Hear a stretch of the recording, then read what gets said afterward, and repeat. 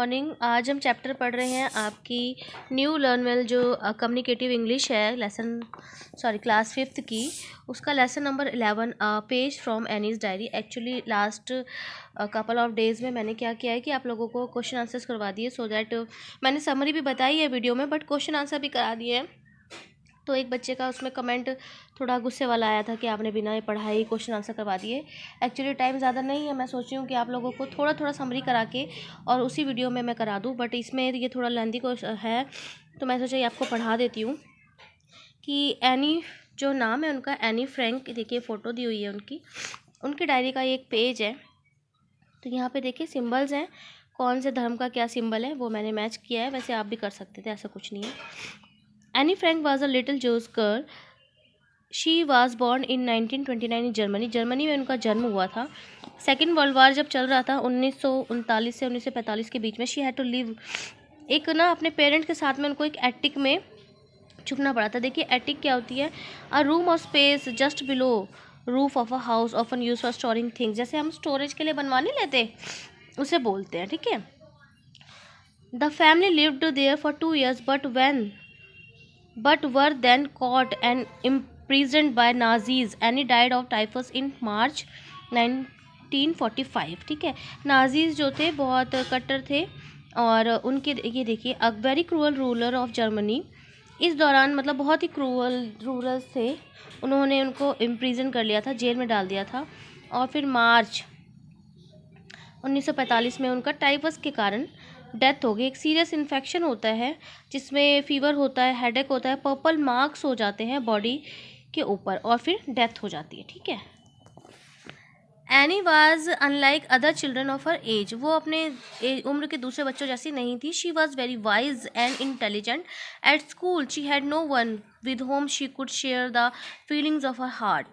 So she formed the habit of writing a diary. In this diary, she poured the deepest feeling of her heart. She named it Kitty and called it dearest friend. Annie was then studying in a school in Amsterdam. At Amsterdam, here is a page from this diary. एक page उनको, ये yellow colour में उनकी diary से एक page दिया है पढ़ने के लिए, और उनकी डायरी का नाम किटी था, और वो अपनी उम्र के बच्चों से अलग थी, बहुत ही इंटेलिजेंट थी, बहुत ही समझदार थी। स्कूल में उनके कोई दोस्त नहीं थे, तो उन्हें ना एक आदत डाल ली थी डायरी लिखने की, जहाँ पे वो अपने दिल की सारी बातें लिखा करती थी, ठीक है। उनका स्कूल कहाँ था? एम्स्टरडम में उनका स्कूल था, ठीक है। अब देखिए, ये 20 जून 1942 को उन्होंने ये लिखा है page. Our entire class is quaking in its boots. Quaking in its boots मतलब कि बहुत ही नर्वस होना, बहुत ही ज़्यादा मतलब डरे हुए हैं। The reason of course is clear, the result of the annual examination are going to be declared. It will decide who will move up to the next class and who will be kept back. क्योंकि क्यों ऐसा हो रहा था, बच्चे क्यों nervous थे? क्योंकि रिजल्ट डिक्लेयर होने वाला था किसका? एनुअल एग्जाम्स का, और ये पता चलने वाला था कि कौन अगली क्लास में जाएगा और कौन यहीं पे अटका रहेगा, ठीक है। Half the class is making bets from morning to night. It's you are going to pass, I am not, you are, yes you are, I am not. तो पूरी मेरा मतलब जो क्लास है वो क्या करती रहती है, सिर्फ शर्तें लगाती रहती है कि भाई तुम पास होने वाले हो, तुम पास होने वाले हो, ओके। अपने आप को कहते हैं नहीं मैं तो फेल हो जाऊंगी। इसी तरीके की बातें पूरी क्लास करती रहती है। If you ask me, there are so many dummies that about a quarter of class should be kept back, but who knows what the teacher will do. वो कह रही हैं कि मेरे से अगर पूछो तो कितने सारे डमी मतलब बच्चे जिनको पढ़ना नहीं आता, मतलब स्टूपिड बच्चे हैं, जैसे कि हम लोग बोलते हैं कि भाई इस बच्चे को तो पढ़ना ही नहीं आता और फिर भी ये पास हो जाता है। तो क्वार्टर ऑफ क्लास, एक चौथाई क्लास को कह रही है वो कि कम से कम इन्हें तो रहना चाहिए पुरानी क्लास में, लेकिन अब पता नहीं टीचर क्या करने वाले हैं। I am not much worried about my girl friends and myself, I think we will make it. अपनी जो उनकी लड़कियाँ दोस्त हैं उनके बारे में और अपने बारे में उनको ज़्यादा चिंता नहीं है। वो कह रही वी विल मेक इट, हम मतलब क्रॉस कर जाएंगे, पास हो जाएंगे, ठीक है, सक्सेसफुल हो जाएगी। The only thing I am not sure about it math, उनको केवल किस चीज़ का डर है? मैथ्स का, जो कि ज़्यादातर बच्चों को होता है, मुझे भी था।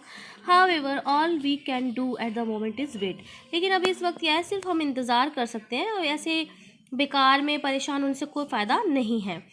I get along pretty well with all my teachers.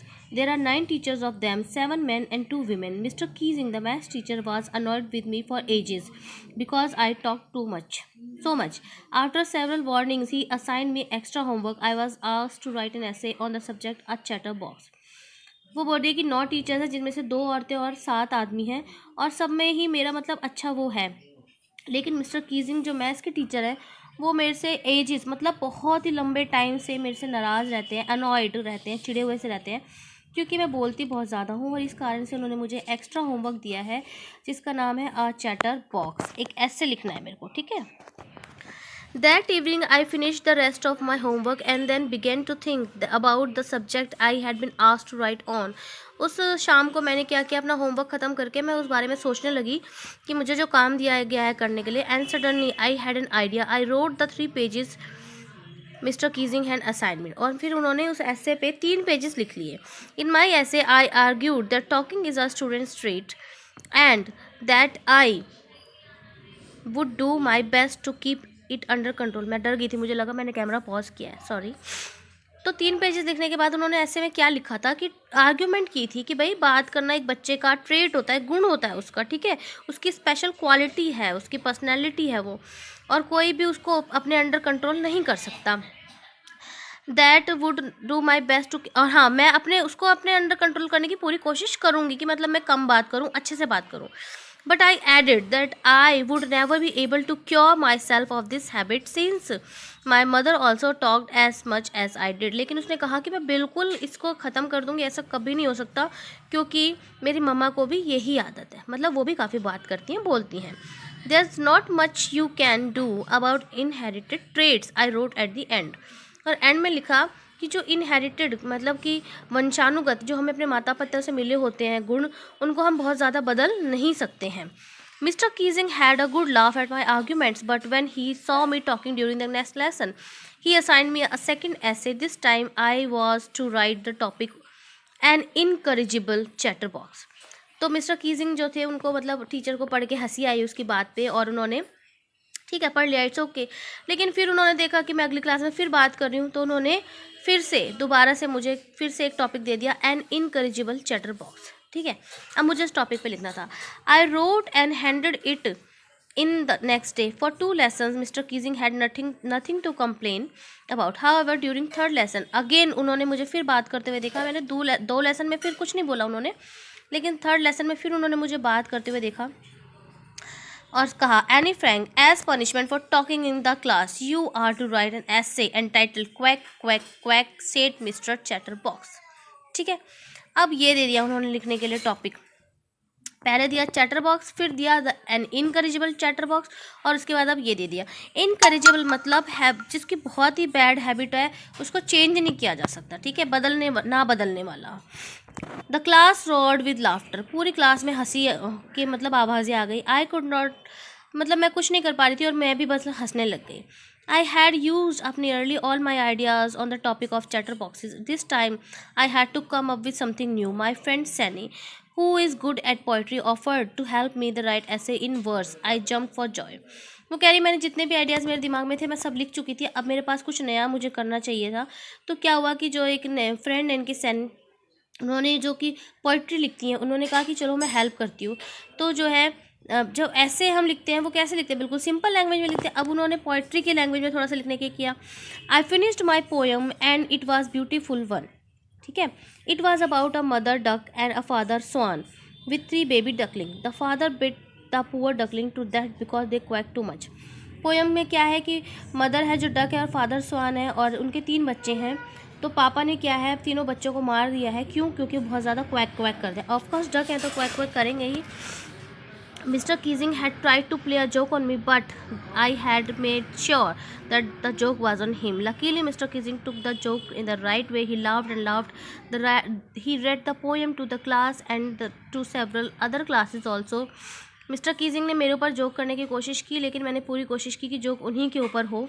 लेकिन फिर भी जो टीचर थे वो काफ़ी अच्छे थे कि बच्चा आर्ग्यूमेंट कर रहा है, लेकिन उन्होंने उसको अच्छे वे में लिया और वो भी हंसते थे और इन्जॉय करते थे, और उन्होंने उस पोएम को मेरी क्लास में सुनाया और क्लासेस में भी सुनाया। Since then I have been allowed to talk. I haven't been assigned any extra homework also. On the contrary, mister Keesing is always making jokes these days.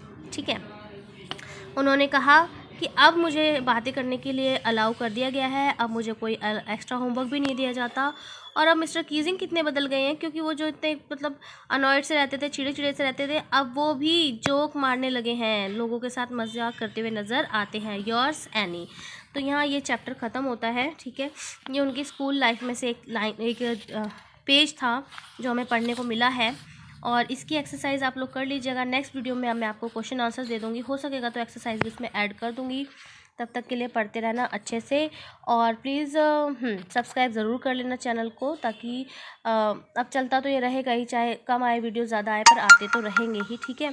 And जैसे जैसे हमारा चैनल बड़ा होता जाएगा तो ऑफकोर्स मैं कोशिश ज़रूर करने वाली हूँ कि हम डेली ही पढ़ाई करते रहें, ठीक है। और जो चैप्टर पुराने होते जाएंगे उन्हें हम दोबारा भी पढ़ते जाएंगे। सो गॉड ब्लेस यू ऑल बच्चों, टेक केयर, बाय।